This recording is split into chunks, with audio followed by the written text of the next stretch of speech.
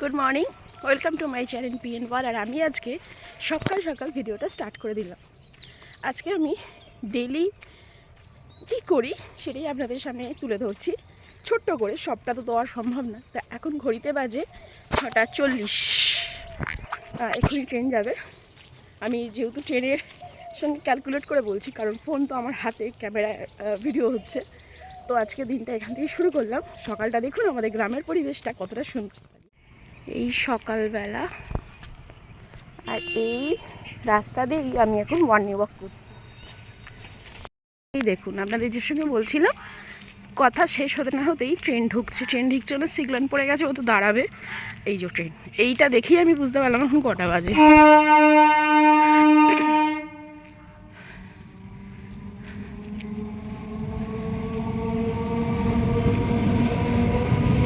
Train পুরো ফাঁকা। ট্রেনে এখন কজন খালি রয়েছে, যারাই আমার মতনই। বাকি ট্রেন পুরো ফাঁকা। কজন আমাদের যেহেতু ট্রেন লাইনের একদম পাশেই বাড়ি, তাই আমার এই রাস্তাটা দিয়ে যেতে স্টেশনে খুব তাড়াতাড়ি পৌঁছি। কিন্তু আজকে আমি স্টেশনে যাব না, আমি যাচ্ছি এখন না, এখন বলবো না, সঙ্গে থাকুন, আপনাদেরকে অবশ্যই জানিয়ে দিচ্ছি। সত্যি কথা বলতে, ক্যামেরা লোকের সামনে গেলে আমি অন করতে পারি না এখনও। বাজারে গিয়েছিলাম, আর মাছের বাজার সকালবেলা মানে ঠেলা ঠেলি, জল, বরফ, এটা ওটা, উফ। তো সুতরাং মাছ বাজার আর একটু কী কী নিয়েছি সমস্ত কিছু দেখাবো। তার আগে আমাকে বাড়ি যেতে হবে। আমার কপাল থেকে টিপটাও উঠে পালিয়ে গেছে। যাই হোক, এখন বাড়ি যাই। চলে এলাম গ্রামে আবার।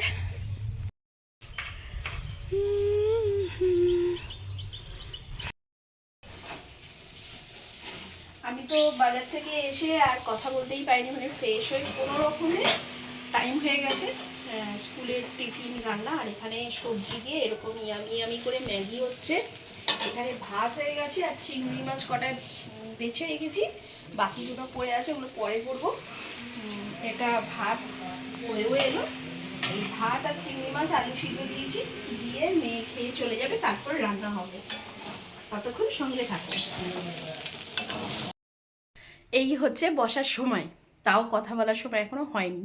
রান্না কমপ্লিট হলো। রান্নার মধ্যে এই যে কী বলে এটাকে, হিংচে শাকের চচ্চড়ি। তার সামনে ক্যামেরা করে দেখিয়ে দিই, ভুল বললাম, পেছনের ক্যামেরা করে দেখাবো। এটা হচ্ছে হিংচে শাক, বেগুন আলু দিয়ে চচ্চড়ি করেছি।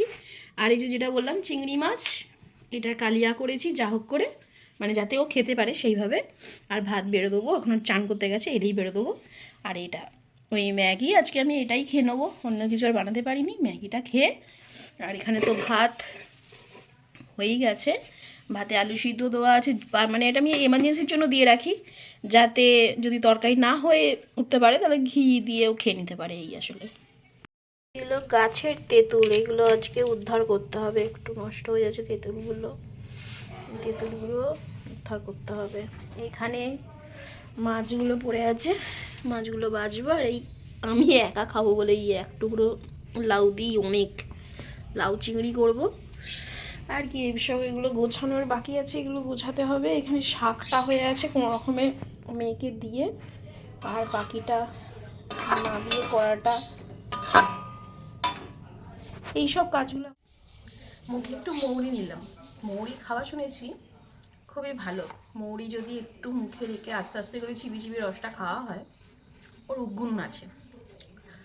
তো আমি এর নিয়ে কোনো রকম আমার নেশা নেই, যে লোকের সুপারি নানা রকম এটা ওটা নেশা আমার ওরকম নেই। কিন্তু চিবোচ্ছি তো আপনারা হয়তো ভাববেন যে আমি কি গুটকা ফুটকা খাই নাকি, সেই জন্যই বললাম। আমার কোনো নেশা নেই। নেশা আছে, সেটা হচ্ছে ভালো রাঁধবো, ভালো থাকবো, ভালো খাবো, এটা নেশা, আর নয়। এখন কথা বলতে বলতে আপনাদের সঙ্গে লাউটা কেটে নিচ্ছি। লাউটা কেটে নিয়ে তারপরে চিংড়ি মাছগুলো বেছে কিছুটা রেখে দেবো কালকের জন্য, আর কিছুটা আজকে করবো। কারণ অত চিংড়ি মাছ আমি একা খেতে পারবো না, আমার 2 থেকে 3 পিস চিংড়ি মাছ হলেই হয়ে যাবে।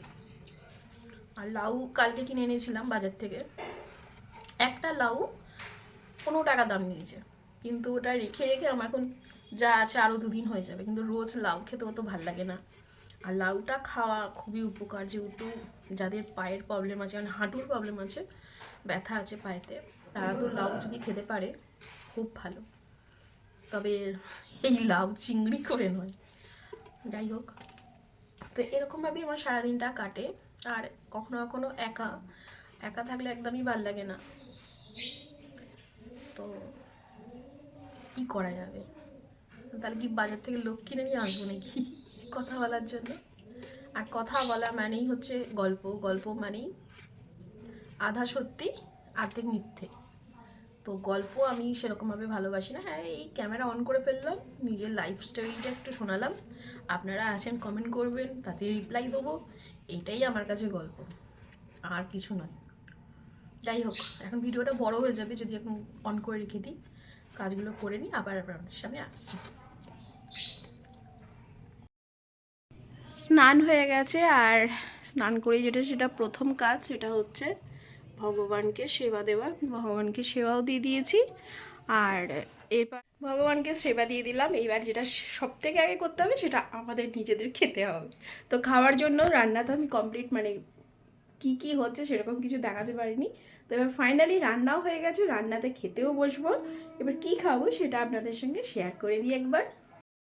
ফাইনালি আমি এখন খেতে বসে পড়লাম, আর খাওয়ার আগে আপনাদের সঙ্গে শেয়ার করি আমি আজকে কি কি রান্না করলাম। এটা হচ্ছে হিংচে আলু বড়ি বেগুন দিয়ে একটা চচ্চড়ি করেছি, আর এটা হচ্ছে লাউ চিংড়ি। বাস এই ছিল আজকে। আর হ্যাঁ, একটুখানি আমার গাছের পুদিনা ছিল, তো পুদিনা আর ধনেপাতা দিয়ে একটু দইয়ের রায়তা করে নিয়েছি। এটা শখে করে রাখলাম, কারণ ধনেপাতাটা নষ্ট হয়ে যাচ্ছিলো আর দইটাও ছিল, তো সেই জন্য ঘরে পাতা দই ছিল। আর পুদিনা তো আমার গাছ আছে, আপনারা যারা প্রত্যেকদিন পুরো ভিডিওটা আমার দেখেন তারা নিশ্চয়ই দেখেছেন আমার পুদিনা গাছ, তারপর থানকুনি গাছ, এগুলো আমার করাই আছে, কুলেখাড়ার শাক গাছ, এগুলো করাই আছে। তো এবার খেতে বসে যাই, আর খেয়ে নিয়ে তারপর আপনাদের সঙ্গে আসছি। একটা জিনিস আমি আপনাদের সঙ্গে শেয়ার করি, যদিও বা ভাতটা বাড়া হয়ে গেছে। ভাতের থালাটা দেখুন, আন্দাজে বোঝাচ্ছি কতখানি, এই দেখুন, মানে আমার যে হাতের মাপে এইটুকু, তাই এইটুকু থালার মধ্যেই আছে ভাত। এটা সবজি অনেকটা নিয়েছি, যেটা থানকুনি পাতা, ও সরি, কী বলো ওটা, হিংচে শাক, আলু বেগুন দিয়ে চচ্চড়ি, লাউ চিংড়ি। তো দেখে মনে হবে পুরো থালাটা ভর্তি, কিন্তু পেটে ঢুকবে অল্প। এই কারণটাই আমি করেছি, তার কারণ হচ্ছে যেটা আমার ডায়েট করা হবে। আর এখানে আছে দইয়ের রায়তা।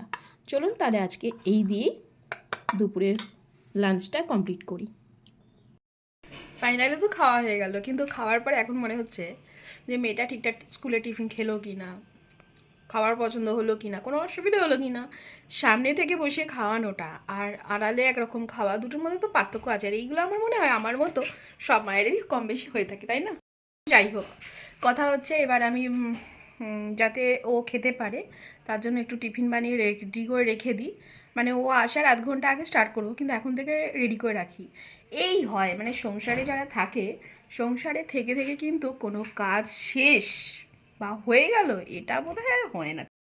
ঠোঁটটা সবারই শীতকালে প্রচণ্ড ফাটে, তাই আমিও একটু এই লিপ বাম আর লিপ হালকা একটা জেলি ভাব আসে। আর দেখুন কি সুন্দর, এটা আমি সামনে ক্যামেরা করে দেখাচ্ছি, এত সুন্দর একটা ফ্লাওয়ার, আর গন্ধটা এত সুন্দর, দেখতে পাচ্ছেন কি কী সুন্দর ক্যামেরার মধ্যে আসছে না, এতটা ভালো,